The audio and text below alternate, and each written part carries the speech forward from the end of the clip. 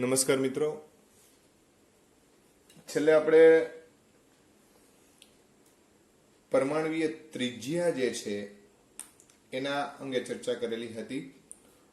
જુદી જુદી કક્ષાઓને અનુરૂપ ત્રિજ્યાઓ જે છે એની આપણે ગણતરીને પણ ધ્યાનમાં લીધી હતી. હવે અહીંયા આપણે બોહરની કેટલીક અભિધારણાઓને ધ્યાનમાં લઈએ, જેથી કરીને એ પ્રકારના જે કંઈ પણ એમસીક્યુ છે એનો પણ આપણે મહાવરો કરી શકીએ. તો બોહરની અભિધારણાઓ, આ બોહરની જે અભિધારણાઓ જે છે એમાં ખાસ કરીને જોવા જાવ પહેલા તો કે ભાઈ જ્યારે કોઈ પણ ઇલેક્ટ્રોન જે છે એ માન્ય કક્ષામાં ભ્રમણ કરતો હોય ત્યારે એનું કોણીય વેગમાન એટલે mvr, બરાબર છે. તો mvr જે છે એ કોણીય વેગમાન છે, એનું મૂલ્ય nh/2π, જ્યાં n બરાબર તમે જાણો છો એ પ્રમાણે 1 2 3 4 5 6 પૂર્ણ સંખ્યા જે છે એ આપણે લઈ શકીએ. મિત્રો આ h/2π જે છે ને h કટ વડે પણ દર્શાવવામાં આવે, એટલે h અને પછી ઉપર આમ લીટી કરવામાં આવે h કટ કહેવાય. તો આને આમ પણ લખાય કે mvr બરાબર nh કટ, આવું પણ લખી શકાય. હવે માની લો કે આને અનુરૂપ આપણે એક ઉદાહરણ લઈએ કે લિથિયમના ત્રીજા ઇલેક્ટ્રોન, બરાબર સમજો, લિથિયમના ત્રીજા ઇલેક્ટ્રોન ની માન્ય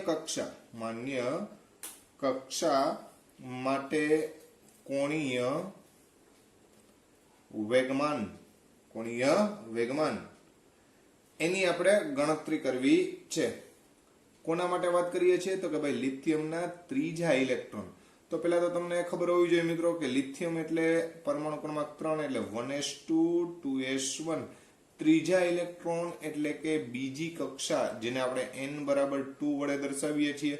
તો n બરાબર 2 માટે આપણે વાત કરીએ છીએ તો કોણીય વેગમાન mvr બરાબર nh/2π, જે n બરાબર 2 લે તો 2h/2π, 2 કેન્સલ કરી નાખીએ એટલે h/π એ એના માટે કોણીય વેગમાનનું મૂલ્ય થાય.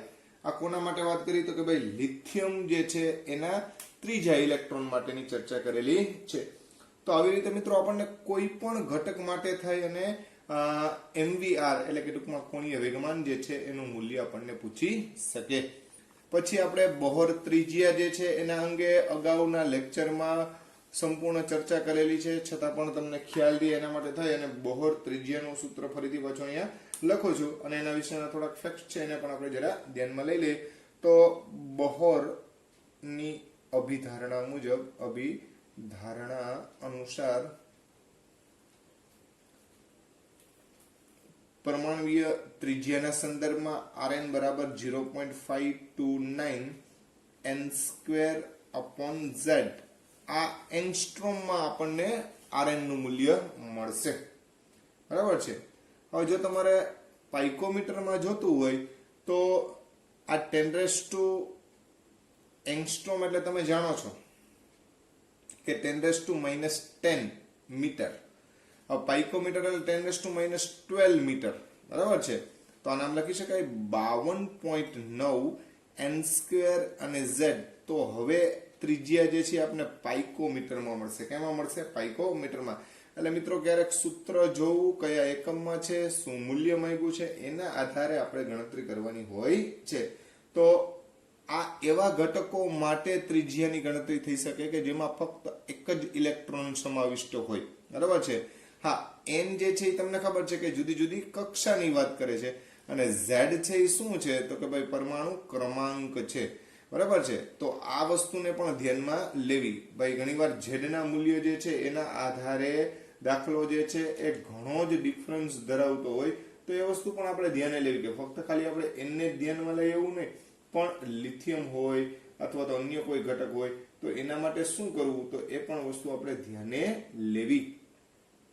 તો એક આ મુદ્દો મગજમાં રાખજો બધા કે ભાઈ કઈ રીતે આપણે ગણતરી કરીએ છીએ. ત્યાં જે ફેક્ટ હોય એને આપણે ધ્યાનમાં લઈને કામ કરવાનું, સીધી ગણતરી કરવા માંડવાની નહીં.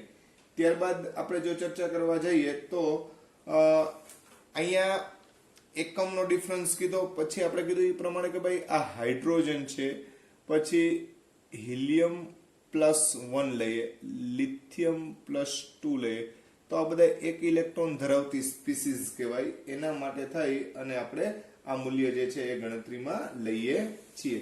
તો આ વસ્તુ ખાસ ધ્યાનમાં રાખજો. ત્યાર પછીની વાત કરીએ મિત્રો, તો ઉર્જાના સંદર્ભમાં આપણે વાત કરવી છે. ઇલેક્ટ્રોન સાથે સંકળાયેલી કુલ ઉર્જા જેને આપણે En વડે દર્શાવીએ છીએ, આનું અંતિમ સ્વરૂપ છે ને એ આપણે ખાસ ધ્યાનમાં રાખવાનું. એટલે 13.6 ગુણ્યા Z²/n² ઇલેક્ટ્રોન વોલ્ટ પર એટમ, બરાબર. એટલે પ્રતિ પરમાણુ આટલા ઇલેક્ટ્રોન વોલ્ટ જેટલી ઉર્જા થાય. એટલે પ્રતિ ઇલેક્ટ્રોન અહીંયા સમજવાનું, ઇલેક્ટ્રોન વોલ્ટ જેટલી આપણે ઉર્જા જે છે પ્રાપ્ત થાય છે. -13.6 Z²/n². આ મિત્રો તમને ખબર છે કે 1 ઇલેક્ટ્રોન વોલ્ટ બરાબર 1.6022 ગુણ્યા 10⁻⁻19 જૂલ. એનો મતલબ એમ થયો કે જો તમારે આ ઇલેક્ટ્રોન વોલ્ટને જૂલમાં કન્વર્ટ કરવા હોય તો આના વડે એને ગુણી નાખો, તો આ મૂલ્ય આપણને જૂલમાં આ રીતનું મળશે. En બરાબર શું મળશે તો કે -2.18 ગુણ્યા 10⁻18 બરાબર છે, Z²/n². હવે અહીંયા જૂલ પ્રતિ એટમ ગણી શકાય. એટલે પ્રત્યેક ઘટકે આટલા જૂલ જેટલી ઉર્જા જે છે એ સંકળાયેલી છે એમ કહી શકાય. જ્યાં Z એટલે પરમાણુ ક્રમાંક છે અને N એટલે જે તે કક્ષા જે છે એના સંદર્ભમાં વાત થાય. બીજું, આ જે મૂલ્ય જે છે ને RH તરીકે ઓળખવામાં આવે, એટલે રીડબર્ગ અચળાંક જેના આપણે બોલીએ છીએ એના તરીકે ઓળખવામાં આવે છે. તો આ RH ની વાત થઈ. કોની વાત થઈ? RH. હા મિત્રો, આના આધારે આપણે એક સૂત્ર જે છે એની પણ સમજૂતી લઈ લઈએ. તો RH જે છે એ સૂત્રની સમજૂતી, RH ના મૂલ્યના આધારે આપણે આગળ સૂત્ર દર્શાવીએ. તો તમે જાણો છો એ પ્રમાણે કે ભાઈ કોઈ પણ ઘટક જે છે એ માની કોઈ એક માન્ય સ્થાયી કક્ષામાં હોય, એની સાથે સંકળાયેલી ઉર્જા E1 હોય અને અન્ય કોઈ સ્તર જે છે એની ઉર્જા E2 હોય. તો E1 થી E2 જાય એ દરમિયાન જે ઉર્જા ફેરફાર કહે, જેને આપણે ડેલ્ટા E કહીએ, એનું મૂલ્ય આપણે E2 - E1 વડે દર્શાવીએ, બરાબર છે. વાસ્તવમાં ડેલ્ટા E બરાબર hν થાય એ આપને ખબર છે, જે ફોટોન સાથે સંકળાયેલી ઉર્જા છે. હવે અહીંયા હમણાં જ આપણે વાત કરી કે પ્રત્યેક ઘટક E1 ની વાત કરતા હોય તો E1 નું મૂલ્ય જે છે એ શું થાય તો કે E1 એટલે કે આપણે હમણાં En નું મૂલ્ય ગણ્યું એ, તો આપણે RH લઈ લે, રીડબર્ગ અચળાંક લઈ લે. કયો અચળાંક લઈ લે? રીડબર્ગ RH, બરાબર છે. RH × Z²/n². અને ઉર્જાનું મૂલ્ય આપણે શેમાં દર્શાવીએ છીએ?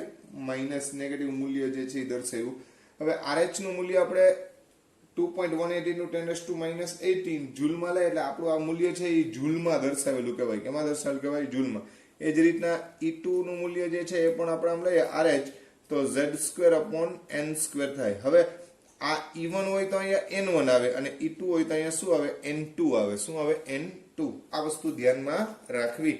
એટલે કે E1 અને E2 એના આધારે આપણે N1 અને N2 જે છે એ ધ્યાને લેવાના. હવે E2 - E1 કરવા જાવ એટલે E2 - E1, તો E2 - E1 જેવું કરશું એટલે આપણને આ મૂલ્યમાંથી આ મૂલ્ય બાદ કરવાનું છે, -RH, પછી Z²/n². આમાંથી માઇનસ શું કરવાનું છે કે -RH Z²/n1 એનો સ્ક્વેર, બરાબર. આપણે આ મૂલ્ય જે છે આપણે બાદ કર્યું. મિત્રો અહીંયા ઓછા ઓછા શું થઈ જશે? વત્તા થઈ જશે. બંનેમાંથી RH જે છે એ કોમન કાઢી લઈ, તો RH કોમન કાઢી લીધું. આ ભાગ વત્તા એટલે એને આપણે પહેલા લખીએ. બેમાંથી Z² જે છે એ અહીંયા બે માટે કોમન છે, તો તમે Z² જે છે એ કોમન કાઢી શકો, બરાબર છે. કેમ કે Z² એટલે શું છે? પરમાણુ ક્રમાંક છે, બરાબર છે. પણ અહીંયા આપણે એમનામ જ દર્શાવી દઈએ તો Z² RH × Z² એને આપણે ધ્યાનમાં લઈ લઈએ, બરાબર છે. અને 1/n1² ઓછા ઓછા વત્તા, અને આ જે છે એ 1/n2². હવે જો હાઇડ્રોજન સ્પીસીસ હોય તો અહીંયા હાઇડ્રોજન માટે H માટે z બરાબર 1 થાય.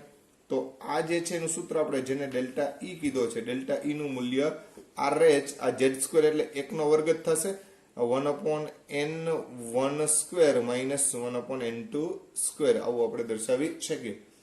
મિત્રો આ જે છે ઇનિશિયલ સ્ટેટ એમ એટલે આને EI વડે દર્શાવો અને આને EF કયો તો આ NI સ્ક્વેર અને ઓલો જે છે NF સ્ક્વેર થાય. એટલે શરૂઆતથી અંત સુધીના સંદર્ભમાં આપણે આ સૂત્ર જે છે દર્શાવી શકીએ.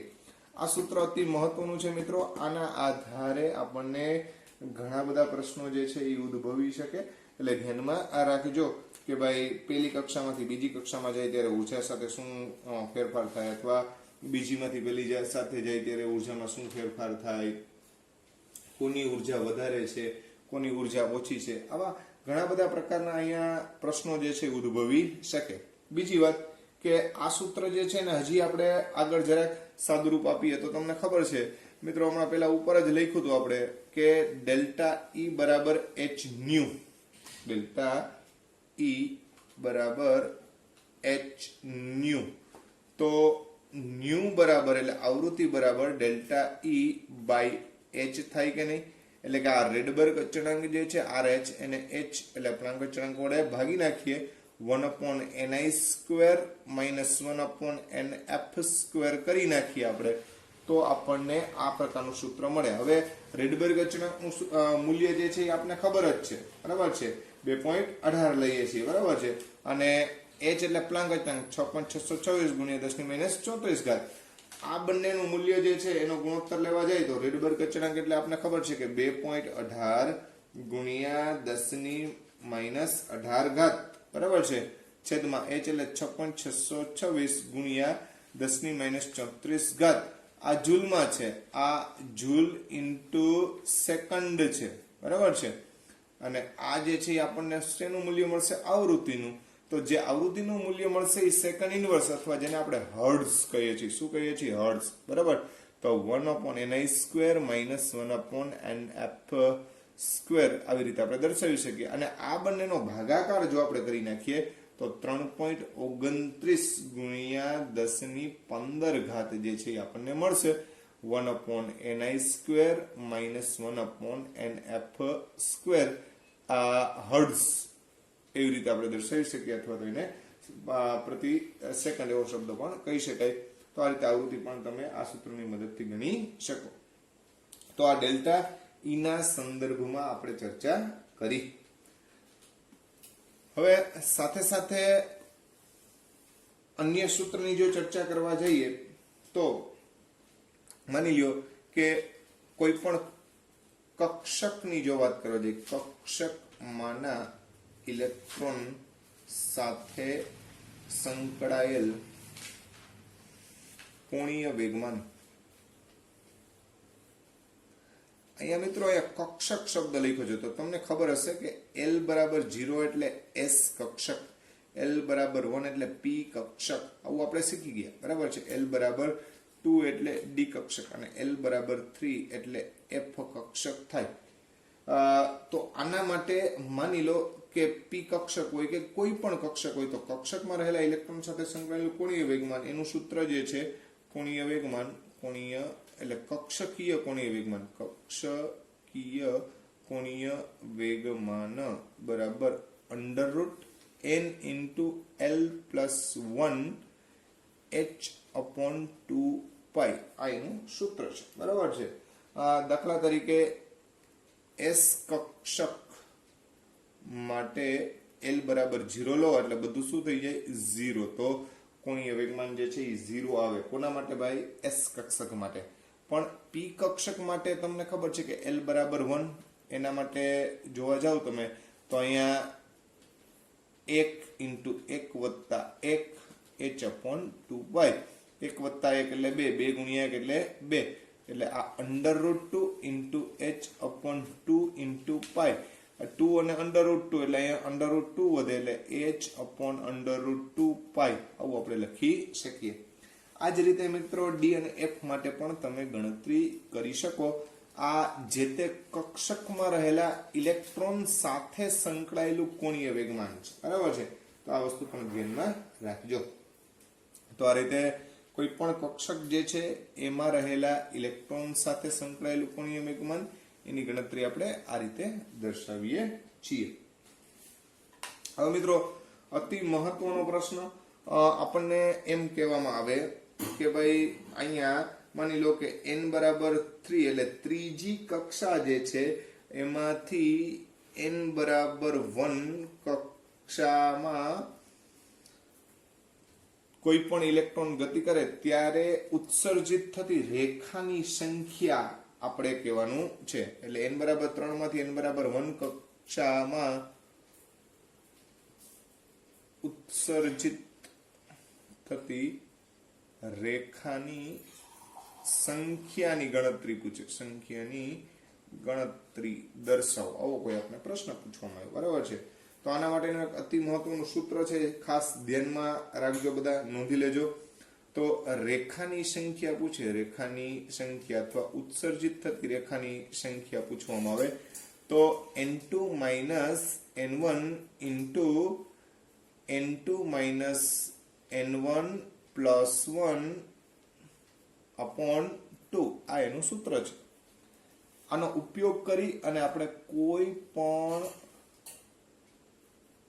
ઘટના દરમિયાન, એટલે કે ટૂંકમાં જ્યારે ઇલેક્ટ્રોન એક કક્ષકમાંથી બીજી કક્ષકમાં જાય તે દરમિયાન ઉત્સર્જિત થતી રેખાઓ જે છે એની સંખ્યા જે છે એને આપણે ગણતરીમાં લઈ શકીએ. તો આપણો જે પ્રશ્ન છે ત્યાં રેખાઓની ગણતરી કરવા જઈએ તો આપણને શું મૂલ્ય મળશે તો એ જોઈ લઈએ આપણે મિત્રો. તો n બરાબર 3 માંથી n બરાબર 1, તો રેખાની સંખ્યા એટલે કે 3 - 2 ઇન્ટુ 3 - 2 વત્તા 1 છેદમાં 2. 3 માંથી 2 જશે એટલે 1. બરાબર છે. 3 માંથી 2 જાય એટલે અહીંયા 3 માંથી 1 એટલે અહીંયા 3 - 1, 3 - 1, 3 માંથી 1 જાય એટલે 2, 3 માંથી 1 જાય એટલે 2, 2 વત્તા 1 એટલે 3 છેદમાં 2. 2 કેન્સલ કરી નાખો એટલે જવાબ આવશે 3. એટલે કે આની સાથે 3 માંથી 1 માં જાય ત્યારે એની સાથે સંકળાયેલી કુલ ઉત્સર્જિત થતી રેખાની સંખ્યા કેટલી થશે તો કે ભાઈ 3 થાય. કેટલી થાય? 3. આ જ રીતના આમાં બીજું ઉદાહરણ એક ધ્યાનમાં લઈ લે તો માની લો કે આપણે એમ કહેવામાં આવ્યું હોય કે n બરાબર 5 માંથી n બરાબર 2, n બરાબર 5 માંથી n બરાબર 2, તો એના માટે થાય અને ઉત્સર્જિત થતી રેખાઓની સંખ્યા જે છે એને આપણે ધ્યાનમાં લેવી છે. તો મિત્રો સૂત્ર તમારી પાસે જ છે, n2 n1 n2 n1 plus 1 upon 2 આ સૂત્ર જે છે એને ધ્યાનમાં લઈ લો. બરાબર, કિંમત મૂકી દો. n2 n1 એટલે 5 ઓછા 2, તો 5 માંથી 2 જશે એટલે કેટલા આવશે તો કે ભાઈ 5 ઓછા 2 એટલે 3. અહીંયા 5 ઓછા 2 વત્તા 1 છેદમાં 2, તો 3, અને અહીંયા 5 ઓછા 2 એટલે 3 વત્તા 1 એટલે 4 છેદમાં 2, તો 4 તેરી 12, 12 ભાગ્યા 2 એટલે 6. એનો મતલબ એમ થાય કે આ પ્રકારની 6 રેખાઓ જે છે એ ઉત્સર્જિત થતી જોવા મળે.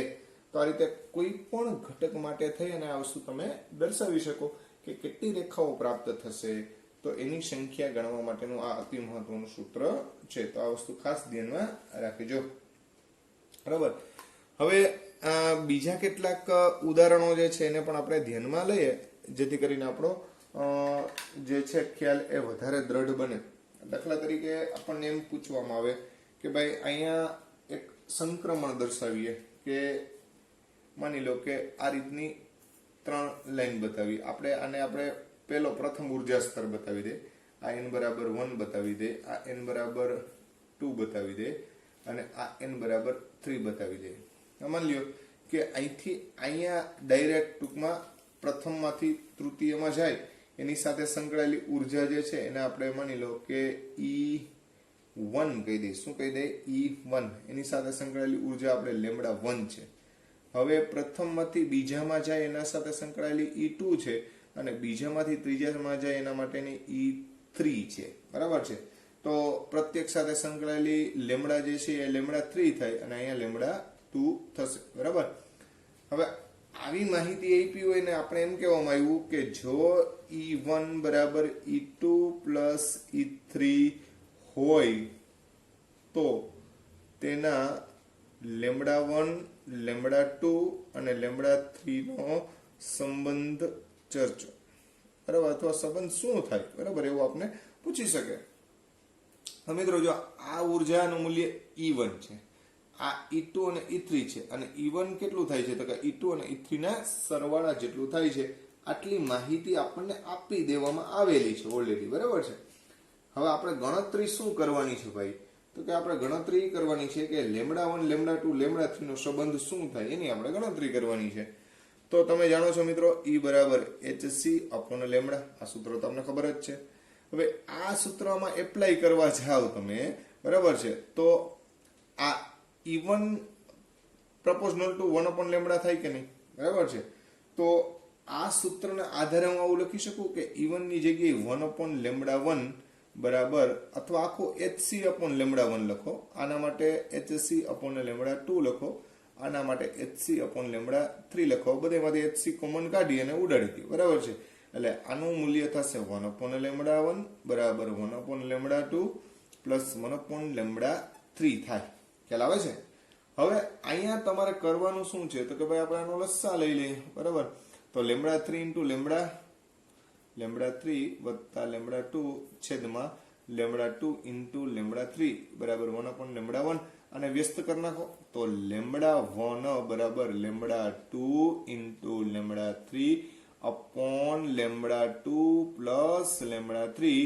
આ રીતનો આપણે સંબંધ મળે. એટલે ધ્યાનમાં રાખવાનું કે ભાઈ અહીંયા ઉર્જા સમાન હોય એનો મતલબ એમ નથી થતો, તો ઉર્જાનો ખાલી સરવાળો થાય એટલે સીધો આપણે તરંગ લંબાઈનો સરવાળો કરી નાખીએ એ રીતે જવાબ મળે નહીં. તો આ વસ્તુ ખાસ ધ્યાનમાં રાખવી. ત્યાર પછી આપણે ચર્ચા કરવા જઈએ તો માની લો કે આપણે કોઈ આ રીતનો એક પ્રશ્ન પૂછવામાં આવ્યો હોય કે હાઇડ્રોજન માટે કે કક્ષાની ઉર્જા આપી છે, માની લો કે 864 ઇલેક્ટ્રોન વોલ્ટ આપેલી છે, તો n કક્ષા માટેની ઉર્જા આપણે ગણવાની છે, બરાબર. તો એ પણ વસ્તુ આપણે ધ્યાનમાં લઈ. માની લ્યો કે આપણને આ રીતનો પ્રશ્ન આપ્યો છે, ફરીથી રિપીટ કરું છું. હાઇડ્રોજન માટે કે કક્ષા, કઈ કક્ષા? કે કક્ષા, બરાબર છે. મિત્રો તમને ખબર છે કે કક્ષાને આપણે KLMN વડે દર્શાવીએ છીએ, જ્યાં K એટલે પહેલી કક્ષા થાય. કઈ કક્ષા થાય? પહેલી. એટલે હાઇડ્રોજન માટે કે કક્ષા એની ઉર્જા આપણને આપી દીધી છે. કેટલી આપી છે તો કે -864 ઇલેક્ટ્રોન વોલ્ટ છે. તો n કક્ષા સાથે સંકળાયેલી ઉર્જા ગણો, બરાબર છે. તો આપણે કોની હવે સંકળાયેલી ઉર્જા ગણવાની છે? n. મિત્રો KLMN એટલે અહીંયા n બરાબર 1 2 3 4, એનો મતલબ એમ થયો કે પહેલી કક્ષાની આપી છે અને ચોથી કક્ષાની આપણે ઉર્જા છે એ ગણવા જવાની છે. હવે તમને ઉર્જાનું સૂત્ર ખબર છે, En બરાબર -13.6 ઇલેક્ટ્રોન વોલ્ટના સંદર્ભમાં આપણે 13.6 લઈએ છીએ, Z² અપોન n², આવું સૂત્ર લગાડીએ છીએ. હવે અહીંયા Z એટલે હાઇડ્રોજન માટે તો એક જ થવાનો છે, બરાબર છે. તો આ E1 બરાબર -13.6 1 અપોન 1² અપોન n², n બરાબર આપણે k કક્ષા હોય તો એના માટે તો 1 જ લઈએ છીએ, એટલે -13.6 ઇલેક્ટ્રોન વોલ્ટ આવે કે નહીં, E1. આવી જ રીતના E4 ગણવા જઈએ તો આપણને શું મળશે તો કે ભાઈ -13.6 ઇલેક્ટ્રોન વોલ્ટ ડિવાઈડ બાય કેટલા કરવા પડે તો કે ભાઈ એ -13.6 એને આપણે કેટલા વડે ભાગી નાખશું તો કે 4 નો વર્ગ એટલે 16 વડે, એટલે -13.6 ડિવાઈડ તો -13.6 ડિવાઈડ બાય 16 ઇલેક્ટ્રોન વોલ્ટ વડે દર્શાવીએ. હવે આ બંનેનો ગુણોત્તર લઈ જ્યાં E1 જે છે E1 એનું મૂલ્ય આપણને આપ્યું છે, કેટલું આપ્યું છે તો કે ભાઈ -864 ઇલેક્ટ્રોન વોલ્ટ, બરાબર છે. E4 આપણે એના આધારે ગણવાની છે, બરાબર. આમ તો વાસ્તવમાં તમે ડાયરેક્ટલી ગણવા જાઓ તો -13.6 મળે, પણ આપણને જે આપ્યું હોય એના આધારે આપણે E4 ગણવાની છે. તો -13.6 છેદમાં -13.6 ભાગ્યા 16 આ બે ઉડી જાય. આ 16 ક્યાં જશે? ઉપર વહી જશે. બરાબર છે. તો -864 ભાગ્યા E4 બરાબર 16. હવે મિત્રો અહીંયા આપણે E4 ને કરતા બનાવી દઈએ તો E4 બરાબર -864 ભાગ્યા 16. એનો મતલબ એમ થાય કે 864 ને જો તમે 16 વડે ભાગો તો જે મૂલ્ય મળે એ આપણું E4 નું સૂત્ર, E4 ની વેલ્યુ રહેશે. E4 બરાબર -54 ઇલેક્ટ્રોન વોલ્ટ એવું આપણે મૂલ્ય પ્રાપ્ત થાય. તો આ રીતે તમે જે આપી હોય એના આધારે ગણવાની. ડાયરેક્ટ સીધી આપણે ગણી નાખીએ તો મૂલ્ય આપણને સાચું મળે નહીં. એટલે આવી વસ્તુ પણ ધ્યાનમાં રાખજો કે શું આપ્યું છે એના આધારે હંમેશા ગણતરી કરવાની હોય છે. તો મિત્રો અહીંયા આપણે જુદા જુદા ઘણા બધા ઉદાહરણ જે છે એને ધ્યાનમાં લીધા છે.